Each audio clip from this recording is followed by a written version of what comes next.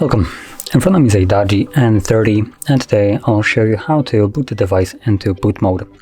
And to get started, you want to hold power key, select power off, and once the device turns off, you want to hold power key and volume up, both of the keys at the same time.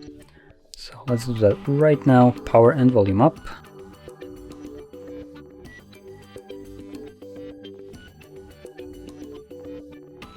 Now if the device doesn't turn on for like 10 seconds or more, and then let go of the keys and start holding them again.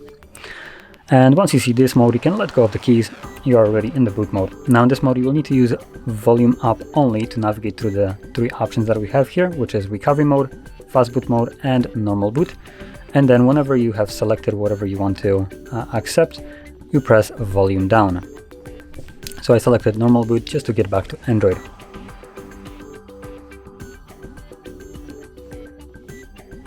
And there we go. As you can see, we are now back on Android. So if you found this very helpful, don't forget to hit like, subscribe, and thanks for watching.